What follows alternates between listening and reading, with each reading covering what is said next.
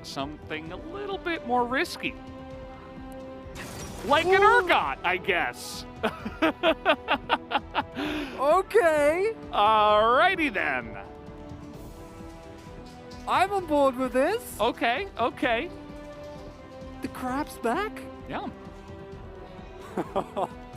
And your ultimate, you win the fight, like, immediately. You don't get resets, but the fear is such a powerful tool, and oh, that is a clean angle here. It's such a massive backstop, and he's not even gonna need. What? He's not even gonna. Just the classic, the Urgot play, right? Buffers, hizzy, then goes for the flash. The ability to get on over.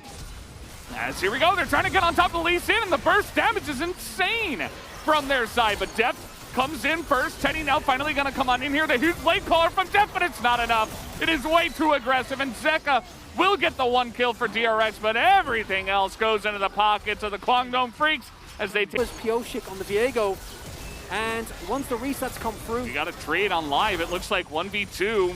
Kingin is standing up to them. He's level 7 against Pioshik's level 5. The the barrel is not going to land, but they have vision of him, and the knock into the wall with the body slam. he reads the play. Wait, knows.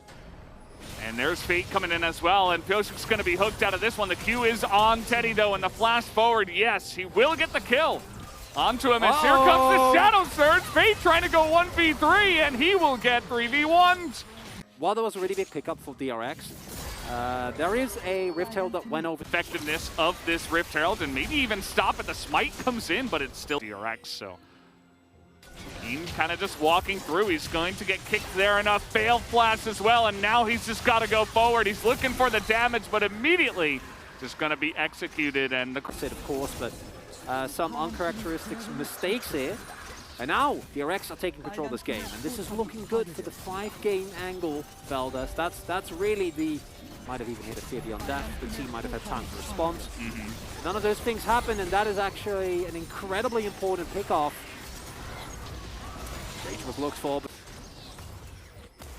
And Pioshik is behind them. So he's going to just get the kick on in here. A really nice setup play as Hoyt will now be berserked, and Keen is trying to frontline. Not going to work out for them. A huge blade caller comes in for Deft as in he goes. He's going to get the bailout, but it will not get the down as well. Crucial flash there. Teddy keeping himself alive, denying. No. He's going for it. And he shouldn't have. Really nice follow-up. It seemed like they were all ready for that. On this objective, Alum doesn't have flash. they don't seem to care. Elam can't really get into the pit as he will be hand shook. That is going to be the end of that. The Berserk goes in, and Hoyt goes in as well as they're trying to fight now, but Teddy with a big Moonlight Vigil, but it's not quite going to be enough. That's a lot of damage onto Zeka, though, as there's the Fear Beyond Death. It finally comes in. The crab finally gets some value, but this is a DRX on the prowl. Oh, they're hunting. They're looking. Hunting as Kingin flashes in, does get the cast, but a little bit lackluster on the engage. It might not matter as they are so far ahead. The takedown does come in, and Kingin will survive. They force the engage, and they will get it. Teddy was not here. Keeping his team alive. And Assassin stand around the corner and ult. Okay, well. Definitely one more time. Which angle will he approach from? Oh, Deft. Oh, Deft, he's going to get the ult out of him already.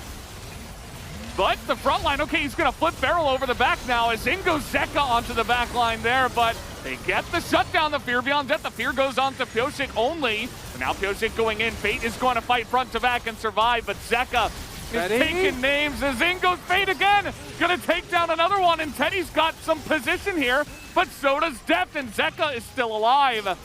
As Fate, not going to hit that time. Keen is so low. What an trying to have Teddy tank it up with Red Gun and walking through, and there are some pings onto it. Okay, they know. They know now as Zeka, yep, that's going to be the end of Keen, and Teddy now trying to go. Where did he go? Jeez. Basically, this entire series really running over Kwangdong. Right now, it's going to be 2 turrets that go down. Yeah, it's just not enough. The Infinity Edge isn't there, damage isn't there, and I'm pretty sure Kwangdong are just going to get shoved in here, despite their early opportunities. Caught a couple of times. DRX pushing for the win here. It might just be enough. Teddy's back. He's trying to hold on with the Infernum. But they're just sieging on it with the Baron, and they're letting the minions do the work. That is the safest way to pull it off. As the ult comes in from depth, they do fight it front to back, and the Feather Storm is going to be enough. Another fantastic cast does come in here as King In is going to shut down the 200 years. And we will be going to a game number 5 in this series, of course, as the prophecy has determined in this one between these two teams. They're playing with their food. They're trying to make them feel bad before the end of this game. But it might not matter. Fate flashing forward, and he will not go down. That's going to be the end of game 4. We will have a game 5 to see who moves on way back into the series. But yeah, I mean, Kwangdong Freecs ended the season 8-10, right? You know, they're a team that are no stranger to the fiestas that we have had here in the LCK, and we have had a bit of it over the top in this series.